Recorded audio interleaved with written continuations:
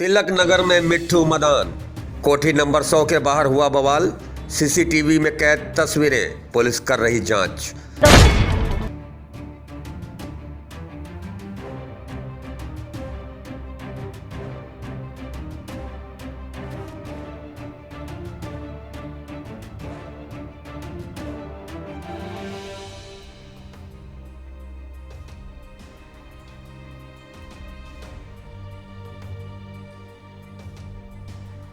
परिवार का आरोप, मदान और उनके साथियों ने की मारपीट।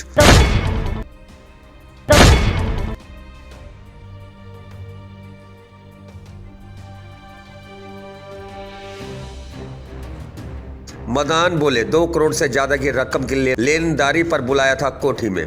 हमला हमने नहीं किया, शराब के नशे में राजिंदर ने किया गाली गलौज।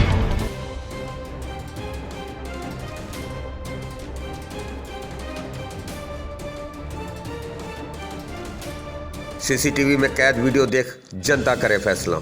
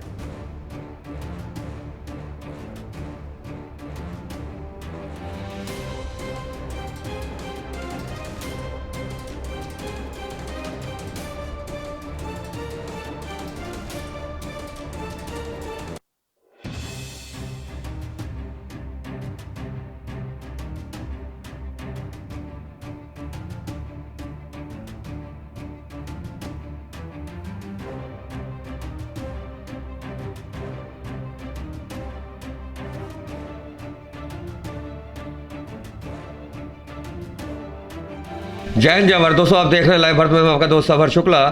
आज हम पहुंचे हैं शिवाला चौकी से बिल्कुल मैं समझता हूं कि 250 मीटर की दूरी पे, और तिलक नगर है कोठी नंबर 100। तो कोठी नंबर 100 और 100 नंबर पे फ़ोन जाता है, पुलिस आती है, उसके पहले सारा माजरा हो जाता है। और ये आरोप जो लगे हैं, तो यहाँ पर जो मिट्ठू मदान है, जिनकी मदर काउंसलर है, उन पे आरोप लगे हैं। आरोप क्या लगे हैं, सीधे सीधे CCTV फुटेज भी हम आपको दिखाएंगे।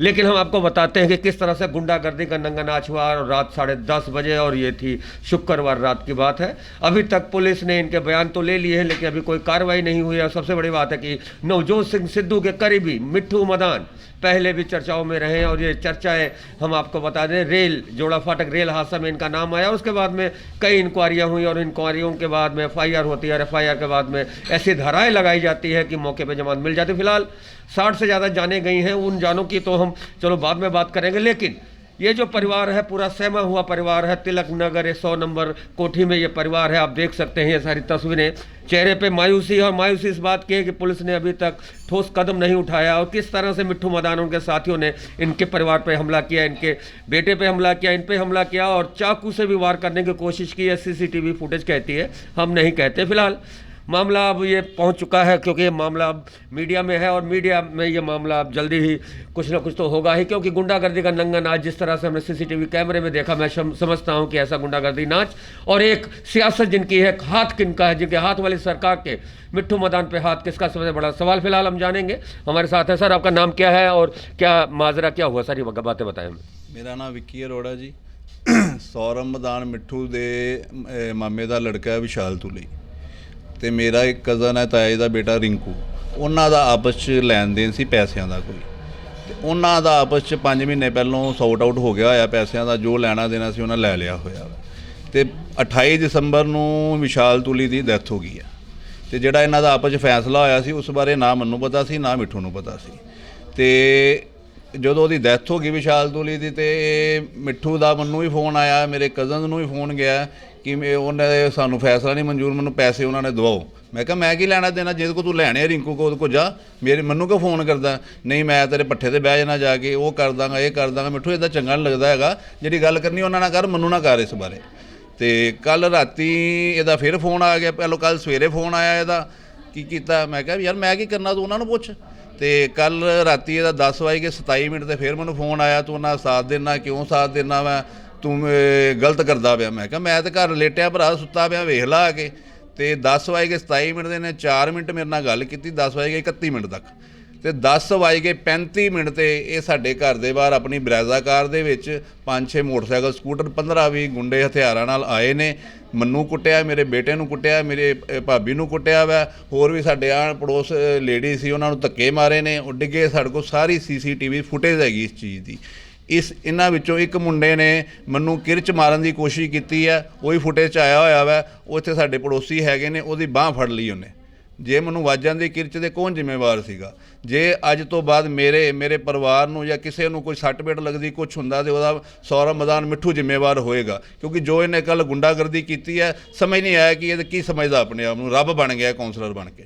नहीं काउंसलर तो आप है नहीं, वो मुंतर है। फिलहाल 100 नंबर पे फ़ोन किया, 100 नंबर कोठी वाले ने फ़ोन किया, कितनी देर बाद पुलिस आई। और जो महिलाओं के साथ हुआ, जो आपके पास फुटेज है CCTV, एक महिला होने के नाते आप क्या कहना चाहेंगी?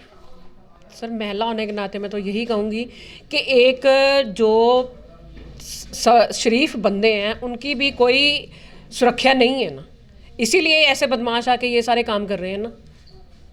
मुझे ये बताएं, पैसे का लेन देन था, जिसके साथ था उसके साथ ख़त्म हो गया, तो ये क्या लगता है उन चीज़ों का, ये हमें क्यों धमकियाँ दे रहा, कभी मैं ये कर दूंगा। और अब भी एट प्रेजेंट भी वो हमारे भट्ठे पे गया है, और वहाँ जाके यही धमकी दे के आया है कि मेरे पैसे दे दो, नहीं तो मैंने ये भट्ठा अपने नाम कर लिया, मैंने यहाँ पे कब्जा कर लेना है।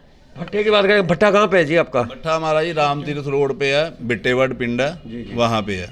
इसका कुछ लेना देना नहीं है जी भट्ठे में। मैं और मेरा कज़न पार्टनर है वहाँ, इसका कुछ नहीं लेना देना। इसका पट्ठा बास में ही है, हमारे से 3-4 किलोमीटर।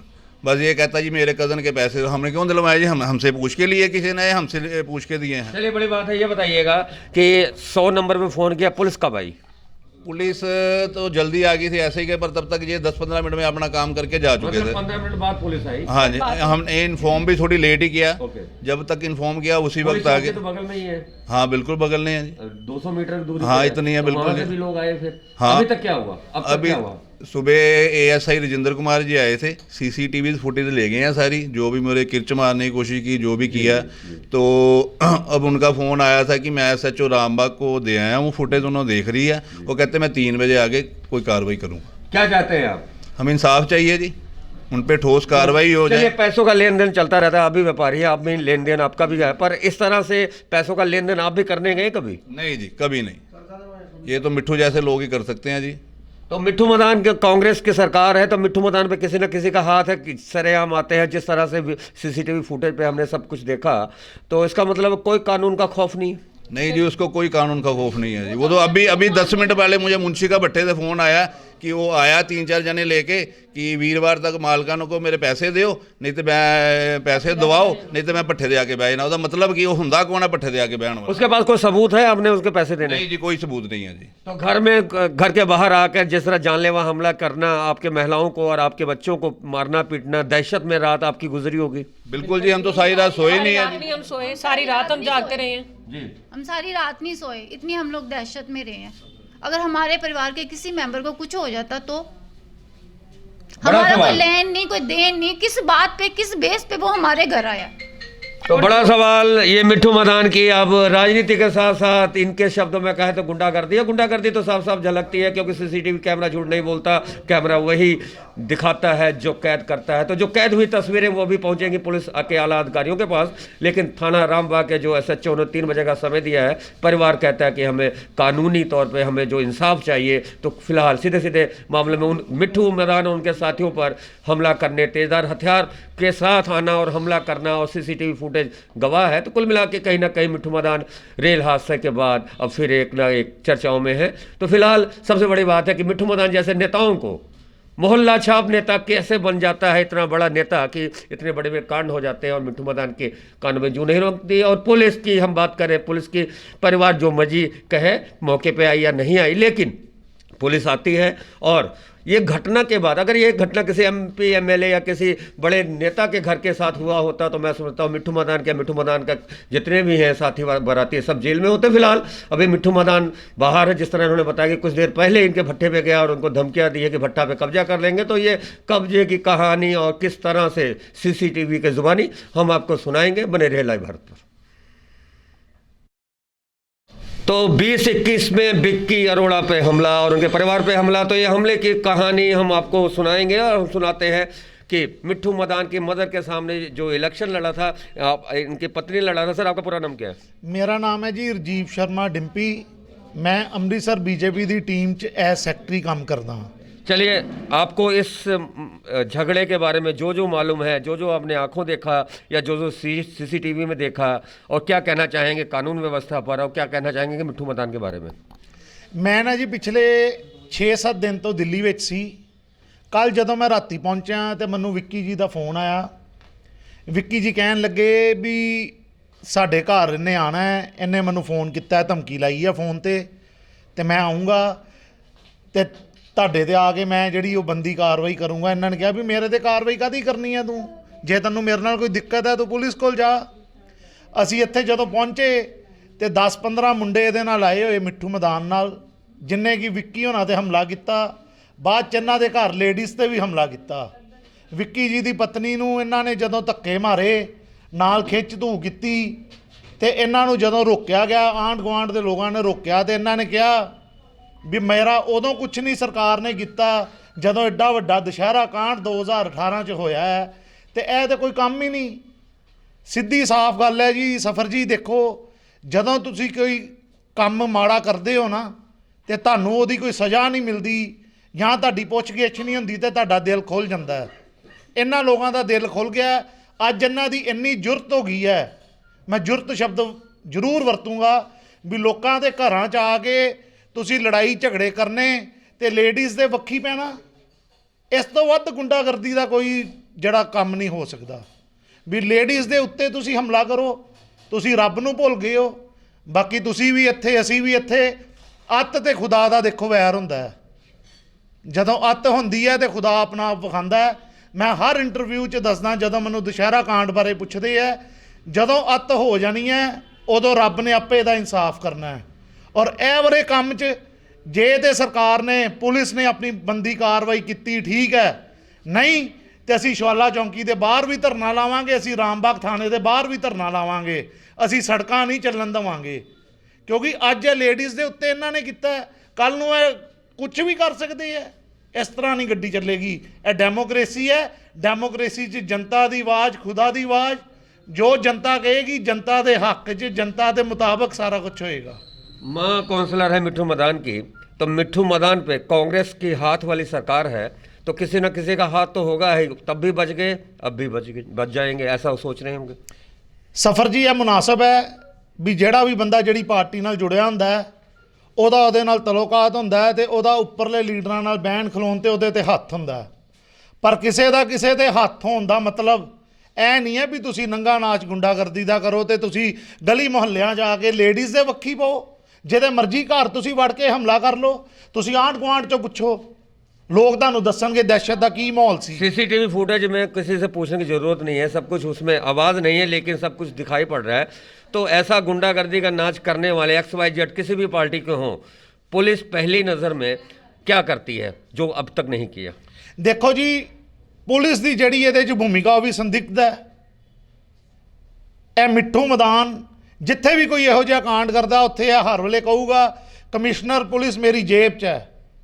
यह शब्द जरूर सारे याद रखियो, कमिश्नर पुलिस मेरी जेब च है।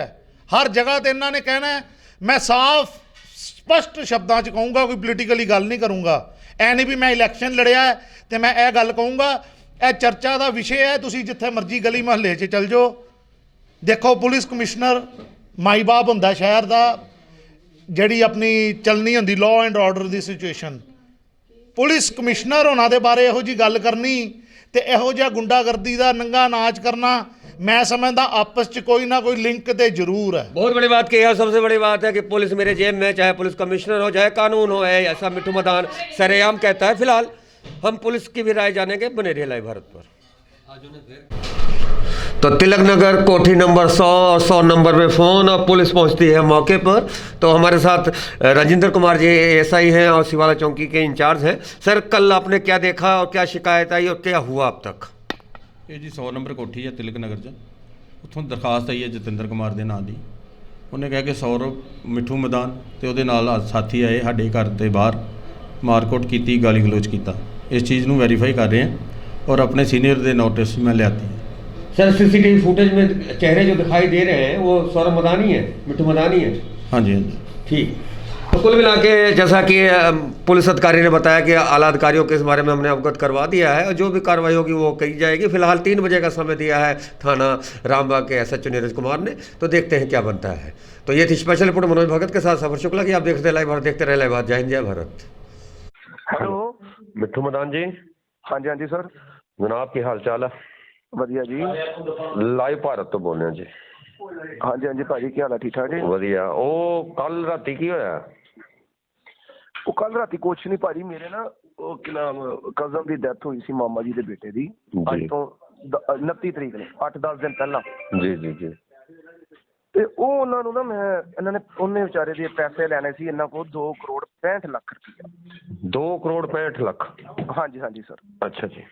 ਤੇ 2 ਕਰੋੜ 65 ਲੱਖ ਰੁਪਏ ਲੈਣਾ ਸੀ ਤੇ ਜਿਹਦੇ ਵਿੱਚੋਂ ਇਹਨਾਂ ਨੇ ਇੱਕ ਪਲਾਟ ਦੇ ਦਿੱਤਾ ਨਿਊ ਗੋਲਡਨ ਐਵਨਿਊ ਜੀ, ਤੇ 5 ਲੱਖ ਰੁਪਈਆ ਕੈਸ਼ ਉਹਨੂੰ ਦੇ ਦਿੱਤਾ ਜੀ। ਤੇ ਬਾਕੀ ਇਹਨਾਂ ਨੇ ਕਿਹਾ ਜੀ ਸਾਡੇ 6 ਮਹੀਨਿਆਂ ਨੂੰ ਖਲੋ ਜਾਓ, ਆਪਾਂ ਦੇ ਦੇਣੇ। ਇੰਦੀ ਮੀਨ ਟਾਈਮ ਭਾਜੀ ਉਹਦੀ ਡੈਥ ਹੋ ਗਈ ਸੀ ਜੀ। ਹੁਣ ਡੈਥ ਹੈ ਨਹੀਂ ਪਤਾ ਲੱਗ ਰਹੀ, ਕੌਜ਼ ਆਫ ਡੈਥ ਕੀ ਹੈ ਜੀ। ਤੇ ਇਹਨਾਂ ਨੂੰ ਆਪਾਂ ਨਾ ਇਹਨਾਂ ਨੇ ਨਾ ਇਹ ਜਦੋਂ ਡੈਥ ਹੋਈ ਤੇ ਇਹ ਭੱਜ ਕੇ ਘਰੋਂ ਜੀ, ਜਿਹਨੇ ਪੈਸੇ ਦੇਣੇ ਸੀ ਨਰੇਸ਼ ਅਰੋੜੇ ਨੇ ਜੀ, ਇਹ ਭੱਜ ਗਏ ਆ, ਸਾਡੇ ਤੱਕ ਨਹੀਂ ਆਏ। ਤੇ ਮੈਂ ਨਾ ਵਿੱਚ ਮਡੋਕਰ ਸੀ ਇਹਨਾਂ ਦੇ ਚਾਚਾ ਜੀ ਦਾ ਬੇਟਾ ਵਿੱਕੀ ਜੀ। ਤੇ ਮੈਂ ਵਿੱਕੀ ਨਾਲ ਆਪਣਾ ਮੇਰਾ ਪਾਰਟਨਰ ਵੀ ਸੀ, ਤੇ ਮੈਂ ਵਿੱਕੀ ਨੂੰ ਫੋਨ ਕੀਤਾ। ਮੈਂ ਕਿਹਾ ਯਾਰ ਉਹਨਾਂ ਦੇ ਪੈਸੇ ਦੇ ਦਿਓ, ਬੱਚਿਆਂ ਦਾ ਹੱਕ ਦਵਾ ਦਿਓ। ਉਹਨਾਂ ਨੂੰ ਕਹਿ 10-20 ਲੱਖ ਰੁਪਇਆ ਕੋਈ ਘਟਦਾ ਘਟਾ ਕੇ ਤੇ ਉਹਨਾਂ ਨੂੰ ਪੈਸੇ ਬੱਚਿਆਂ ਦੇ ਹੱਕ ਦੇ ਦਿੱਤੇ ਜਾਣ ਜੀ। ਤੇ ਵਿੱਕੀ ਨਾਲ ਕੱਲ ਸਵੇਰੇ ਮੇਰੀ ਗੱਲ ਹੋਈ ਤੇ ਵਿੱਕੀ ਕਹਿੰਦਾ ਮੈਂ ਨਾ ਪ੍ਰਧਾਨ ਨੂੰ ਸ਼ਾਮੀ ਫੋਨ ਕਰੂੰਗਾ ਤੇ ਸ਼ਾਮੀ ਆਪਾਂ ਕਰਕੇ ਇਹਨਾਂ ਦਾ ਮਸਲਾ ਹੱਲ ਕਰਾ ਦੇਵਾਂਗੇ ਜੀ। ਵਿੱਕੀ ਦਾ ਫੋਨ ਨਹੀਂ ਆਇਆ ਸੀ ਤੇ ਰਾਤੀ 10 ਵਜੇ ਨਾ ਮੈਂ ਆਪਣੀ ਬੇਟੀ ਨੂੰ ਚੱਕਰ ਲਵਾ ਰਿਹਾ ਸੀ ਕਾਰ 'ਚ, ਤੇ ਮੈਂ ਵਿੱਕੀ ਨੂੰ ਫੋਨ ਕੀਤਾ। ਮੈਂ ਕਿਹਾ ਵਿੱਕੀ ਯਾਰ ਉਹ ਦੱਸਿਆ ਨਹੀਂ ਤੇ ਉਹਨਾਂ ਦਾ ਮਸਲਾ ਹੱਲ ਕਰ ਦਿਓ, ਕਿਰਿਆ ਵਾ ਕੱਲ ਤੇ ਅੱਜ ਕਿਰਿਆ ਵਾ ਤੇ ਮੈਂ ਕਿਹਾ ਯਾਰ ਉਹਨਾਂ ਦਾ ਮਸਲਾ ਹੱਲ ਕਰ ਦਈਏ, ਕੋਈ 10-20 ਲੱਖ ਰੁਪਏ ਅਗਲਿਆਂ ਨੂੰ ਦੇ ਦਿਓ, ਉਹਨਾਂ ਯਾਰ ਥੋੜਾ ਜਿਹਾ ਅਗਲਿਆਂ ਨੂੰ ਆਸ ਹੋ ਜਾਂਦੀ ਹੈ ਮੈਂ ਸਾਡੇ ਪੈਸੇ ਆ ਰਹੇ ਆ ਜੀ। ਫੈਮਿਲੀ ਦੇ ਕੱਲੀ ਬੇਟੀ ਆ, ਉਹਨਾਂ ਦਾ 8 ਸਾਲ ਦਾ ਬੱਚਾ ਵਾ, 8 ਮਹੀਨਿਆਂ ਦਾ ਇੱਕ ਬੱਚਾ ਵਾ, 2 ਬੱਚੇ ਆ ਉਹਦੇ ਵਿੱਚ ਜੀ। ਤੇ ਇਹਦੇ ਨਾਲ ਮੇਰੀ ਗੱਲ ਹੋਈ ਤੇ ਮੈਨੂੰ ਮੈਂ ਕਿਹਾ ਯਾਰ ਜੇ ਕਹਿੰਦਾ ਤੇ ਮੈਂ ਆ ਜਾਵਾਂਗਾ ਘਰ ਜੀ, ਨਹੀਂ ਤੇ ਮੈਂ ਤੇਰੇ ਭੱਠੇ ਤੇ ਆ ਜਾਵਾਂਗਾ, ਜਿੱਥੇ ਬਹਿਣਾ ਮੈਨੂੰ ਦੱਸ ਦੀ, ਮੈਂ ਆ ਕੇ ਤੇ ਮਕਾਲਾ। ਕਹਿੰਦਾ ਭੱਠੇ ਤੇ ਆਉਣ ਤੇ ਨਾ ਜ਼ਰੂਰਤ ਨਾ ਕਰੀ। ਅੱਛਾ ਜੀ। ਮੈਂ ਕਿਹਾ ਯਾਰ ਇਹ ਕਿਹੜੀ ਜ਼ਰੂਰਤ ਵਾਲੀ ਇਹਦੇ ਚ ਕਿਹੜੀ ਗੱਲ ਹੋ ਗਈ ਹੈ ਜੀ, ਮੈਂ ਮੋਹਤਵਾਰ ਬੰਦੇ ਆਪਾਂ ਜੀ ਜੀ, ਜ਼ਰੂਰਤ ਵਾਲੀ ਇਹਦੇ ਚ ਕਿਹੜੀ ਗੱਲ ਹੋ ਗਈ ਹੈ, ਨਾਲ ਤੂੰ ਆਪਣਾ ਲਿਹਾਜੀ ਹੈ ਜੀ, ਬਾਹਰੋਂ ਥੋੜਾ ਤੇ ਨਾਲ ਪੈਸੇ ਵੀ ਲੈਣੇ ਪੈਸੇ। ਕਹਿੰਦਾ ਨਹੀਂ, ਉਹ ਨਾ ਇਹਨੇ ਡਰਿੰਕ ਕੀਤੀ ਸੀ ਬਹੁਤ ਜ਼ਿਆਦਾ। ਅੱਛਾ ਜੀ। ਵਿੱਕੀ ਨੇ ਜੀ। ਤੇ ਮੈਨੂੰ ਕਹਿੰਦਾ ਕਿ ਨਾ ਤੂੰ ਨਾ ਘਰ ਆ ਜਾ ਜੀ ਮੇਰੇ ਵੱਲ ਜੀ। ਉਹ ਮੈਂ ਕਿਹਾ ਚੱਲ ਮੈਂ ਆਨਾ ਫਿਰ ਜੀ। ਮੈਂ ਉਹ ਚੱਲ ਗਿਆ ਤੇ 10 ਮਿੰਟ ਮੈਂ 2 ਮਿੰਟ ਬਾਅਦ ਫਿਰ ਫੋਨ ਆ ਗਿਆ ਜੀ, ਕਿੱਥੇ ਰਹਿ ਗਿਆ ਜੀ। ਮੈਂ ਕਿਹਾ ਭਰਾ ਮੈਂ ਬੇਟੀ ਨੂੰ ਘਰ ਛੱਡਣ ਡਿਆ ਵਾਂ ਤੇ ਘਰੋਂ ਬ੍ਰਦਰ ਨੂੰ ਨਾਲ ਲੈ ਕੇ ਤੇ ਮੈਂ ਆ ਗਿਆ ਜੀ। ਆਇਆ ਬਾਅਦ ਚ ਆਪਾਂ ਘਰ ਗਏ ਆ, ਅੱਜ ਘਰ ਗਿਆ ਹੀ ਆ ਮੈਂ ਗੱਡੀ ਚ, ਭਾਵੇਂ ਤੁਸੀਂ ਵੀਡੀਓ ਦੇਖ ਲਓ, ਮੈਂ ਆਪਾਂ 2-3 ਜਾਣੇ ਉਤਰੇ ਆ ਗੱਡੀ ਚੋਂ, ਇੱਕ ਮੁੰਡਾ ਮੇਰਾ ਡਰਾਈਵਰ ਹੈ ਤੇ 2 ਜਾਣੇ ਆਪਾਂ ਦੋਨੇ ਰੀਅਲ ਬ੍ਰਦਰ ਜੀ। ਤੇ ਮੈਂ ਕਿਹਾ ਹਾਂ ਦੱਸ, ਤੇ ਉੱਥੇ ਮੈਨੂੰ ਇਹਨੇ ਅਪਸ਼ਬਦ ਯੂਜ਼ ਬੋਲਣੇ ਚਾਲੂ ਕਰਤੇ। ਅੱਛਾ ਜੀ।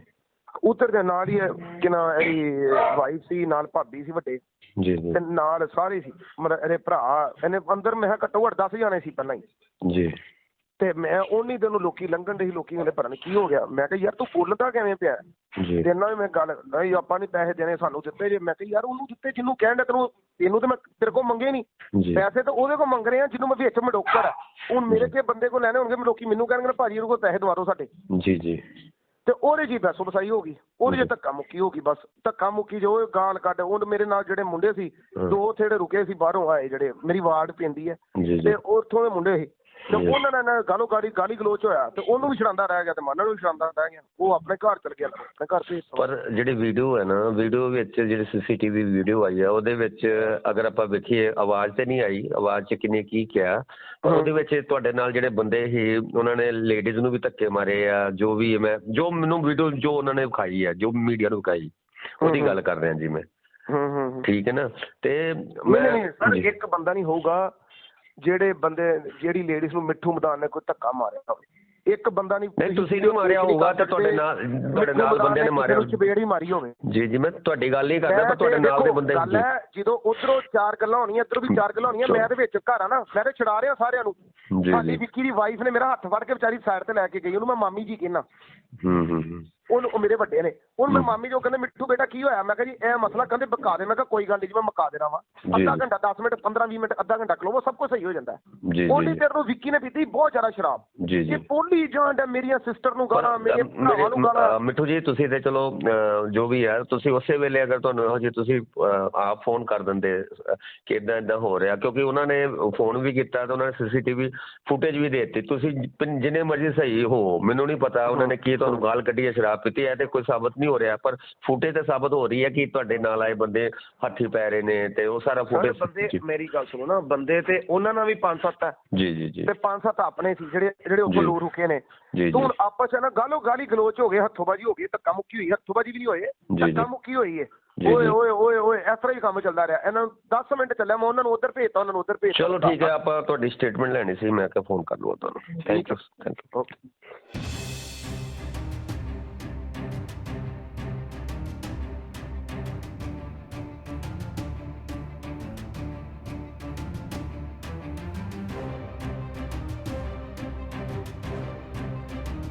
हेलो, तो लाइव भारत बात करता है उस परिवार से, और हम आपको बता दें कि राजेंद्र कुमार जो है उनके बेटे से बात हुई। आपका क्या नाम है जी? सर मेरा निखिल अरोड़ा नाम है जी। निखिल अरोड़ा जी, ये बताइए कि आपका और जो मिट्ठू मदान के जो उन्होंने कहा है कि 2 करोड़ से ज्यादा रुपए लेने हैं आपसे लेने हैं, और आपके पिताजी ने रात को शराब पी रखी थी और उन्होंने फोन करके उनको बुलाया। सर ऐसा कुछ भी नहीं सर, आपने सारी वीडियोस देखी हैं। वीडियो की बात छोड़ दीजिए, क्या कल पापा ने आपसे फोन करके उनको बुलाया? नहीं सर, बिल्कुल भी नहीं बुलाया सर। ये हमको बार बार फोन करके तंग कर रहा था, मैं तेरे अभी घर आ रहा हूँ, तेरे को मारने लगा हूँ, ऐसे करने लगा हूँ। तो पापा ने बोला। अच्छा निखिल जी, ये बताइएगा कि आप भी कांग्रेस से जुड़े हैं कहीं ना कहीं? हैं जी? कांग्रेस से आप जुड़े हैं? नहीं जी सर। आप कांग्रेस से नहीं जुड़े हैं। अच्छा ये बताइएगा, हाँ जी। वो जो लेन देन बता रहे हैं, उन्होंने उनका नाम लिया कि उनकी डेथ हो गई, उनके छोटे छोटे बच्चे हैं, और 2 करोड़ 19 लाख या 21 लाख आपसे अच्छा जी। लेने हैं उन्होंने। सर हमारे से कोई नहीं लेने हैं अच्छा सर, मेरे पापा के कजन से लेने हैं। ओके, पापा के कजन से लेने हैं। वो भी सर सेटलमेंट हो चुकी है, हमारे पास प्रूफ है। पापा कोर्ट के के कजन, थ्रू पापा settlement सुनिएगा, पापा के कजन हाँ से जी। जितना मर्जी लेना हो, 2-4-100 करोड़ लेना हो, हमसे क्या मतलब? हाँ जी हाँ जी। हमसे क्या मतलब? हाँ जी। आपसे क्या मतलब? तो आप वही पर- सर आपके घर हमको क्यों? बार बार परेशान कर रहा है कि तूने सब करवाया है, तू मेरे को पैसे क्यों नहीं दिलवा रहा। अच्छा चलिए, अब पुलिस चौकी या शिवाला ने आपकी रिपोर्ट तो अभी दर्ज नहीं हुई है। उन्होंने हमसे बातचीत करते हाँ हुए जी। कहा है कि हम इस मामले में थाना रामबाग और सीनियर अधिकारियों के अवगत करवा दिया है। आप क्या कहते हैं, क्या हुआ अभी तक आपको? सर कुछ कल भी नहीं 10:30 हुआ बजे सर, रात कोई का सुनवाई नहीं हुई जी। सर हमारी अभी तक। कोई कहाँ हैं सुनवाई आप? नहीं हुई सर, हमको कुछ नहीं। सर रामबाग थाने के बाहर हैं हम। तो आपकी सुनवाई नहीं हो रही? हाँ जी सर। चलिए, तो लाइव भारत पर ये अपडेट थी और अभी तक इनकी कोई सुनवाई नहीं हो रही है। रामबाग के बाहर परिवार खड़ा है। जो मिट्ठू मदान ने लाइव भारत से कहा उसका इन्होंने खंडन किया। कहता कि लेन देन जो है मेरे पापा के कजन से थी। तो ये है उस पीड़ित परिवार का एक लड़का और इनके पिता सर पर हुआ लेन देन हमला। का सर जो हमारा है वो बाय कोर्ट सेटलमेंट हो गया, वो हमारे पास प्रूफ पड़े हुए हैं। आपके पास सबूत पड़े हुए?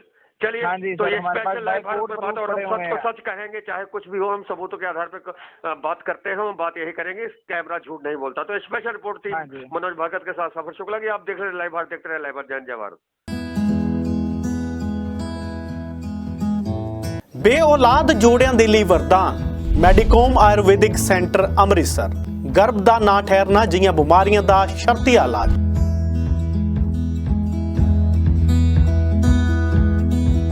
14 से लेके 16% तक जो नई जनरेशन के कपल्स हैं वो इनफर्टाइल हैं, क्योंकि उनका खाना पीना, रहन सहन, इनएक्टिव लाइफस्टाइल इसमें बड़ा रोल प्ले करता है।